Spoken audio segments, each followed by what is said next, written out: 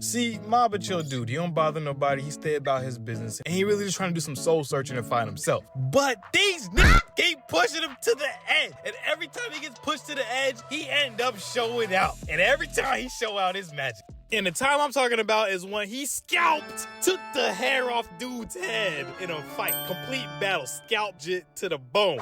Now, at every little high school, middle school, wherever it may be, at every school you got school delinquents. And this school that Mob goes to got some delinquents. And the person in interest right now is Tenga.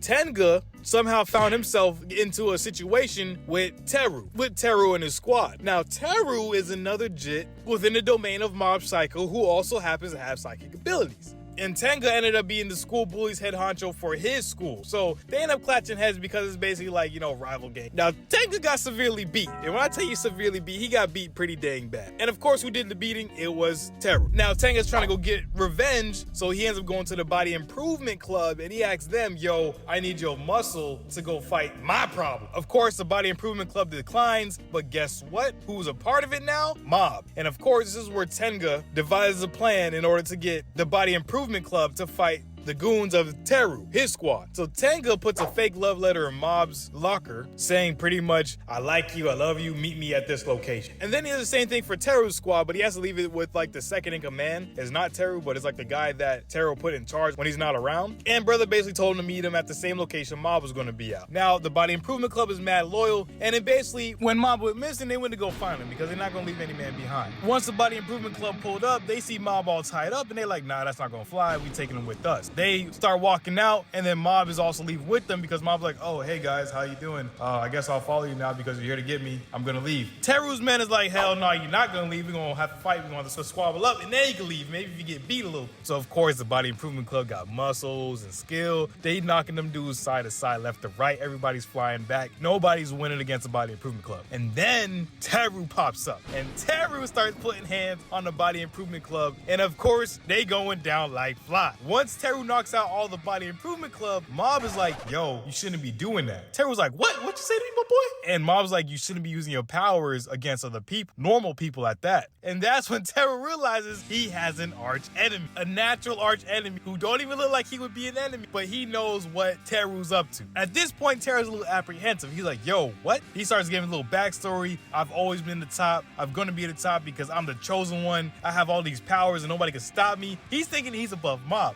And Mob just hearing it out because Mob, of course, doesn't want to use his powers against other people because it's not good to do that. And at this point, Teru's like, you know what? We gotta adjust this hierarchy. Who's stronger than who and who's gonna be the top? Because it ain't gonna fly with us both having powers and not knowing who's be the top when I want to be the top. So he tried to throw hands with Mob, man. The first throw, the first punt, of course they do a damn thing. Mob's like, my bad, bro. I was listening. What were you saying, really? Because he really wasn't even fazed by his first punch that actually he put a little bit of energy behind. Teru, of course, is going through his midlife crisis, talking about how you should use your powers to be better than people, try to one-up people if you can, because, other people are weak. When you got power, why would you try to work out or study? Really just trying to get in Mob's head and really make him use his powers, because like I said, Teru wants to level him up, trying to see who's stronger than who. Mob is still blank, not really listening to this, and then Teru starts throwing this man around like a dang rag doll, picking him up in the air, throwing him on the ground, making him roll over and hit buildings. It's looking pretty sad. Dimple then steps in, and Dimple's trying to calm him down, talking about, hey, I can't have you beating up my boy. So he tries to transform and do some big show, but then he gets swiped away like a little leaf in the wind. And this is kind of where Mob, I think, begins to peak. He starts to really feel something. He just realized that Dimple got exercised. And even though Dimple was annoying and was actually kind of like rude to him in many cases, he still saw something in Dimple that was still better than Teru. As Mob is recollecting his thoughts on Dimple, Teru's in the background still spewing out hate out of his mouth, talking about people are weak and average and they shouldn't be this and that. And then Mob was like, yo, bro, why do you gotta keep calling people average and belittling other people to make yourself seem bigger? This just sets him off. Teru starts getting into his little pee-pee stance and he starts really powering up like a Super Saiyan. I'm not gonna lie, with the most below average power up stance I can see. Like, what was this? Look at the stance. Knees knocked, elbows in, like it looks ridiculous. But anyway, he grabs Mob by the face, throws bro through a dang wall, and he starts throwing him all throughout the school building, telling him, you better use your powers, or I'm really do this to you. Mob still being Mob, he's not gonna use his powers. He's just taking all this abuse and beating and letting Teru really just have his way with him, which is super sad. But he's doing it because he doesn't want to use his powers. Now Teru is really trying to up the ante a little bit, and this is when he grabs knives, and he's throwing all these knives at Mob, and Mob is like, yo, be careful before an accident happens, and then Mob accidentally deflects one of the knives and scalps Teru. He knocks all the hair off the top of his head with the knife, and Teru's like, bro, you did this on purpose. He starts getting all smug face, he's upset now, and now he actually damaged his character. Mob really did it to him. Teru, of course, going back to spewing more hate, talking more negativity, and Mob is like, oh, you know what? I just realized you're actually just like me. You actually have no confidence in yourself. You try to big up your chest and act like you're so confident, but in the end, you actually not confident at all. That's why you keep putting other people down. That's why you keep making people seem like they're weaker than you and bullying other people and using other people because you want them to feel like they ain't above you. But at the end of the day, when you don't have any psychic powers, you're actually weak and you have no confidence and you're just an average person just like me. And this set Teru off.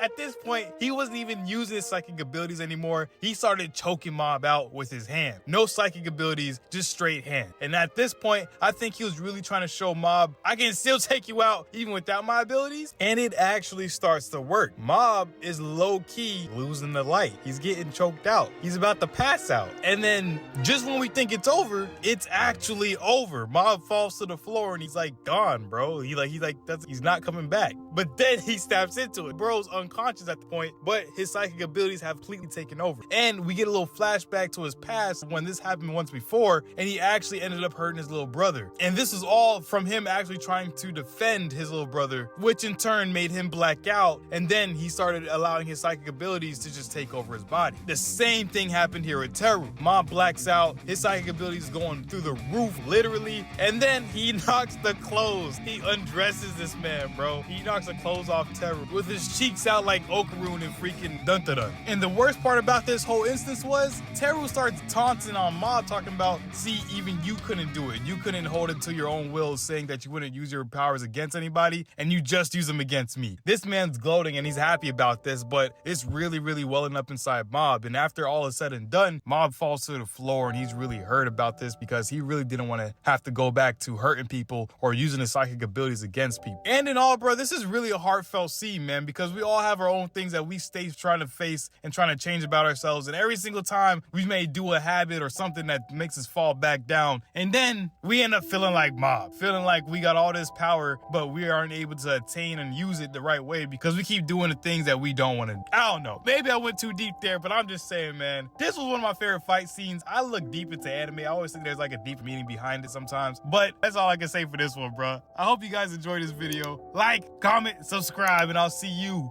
in another recap episode. Peace.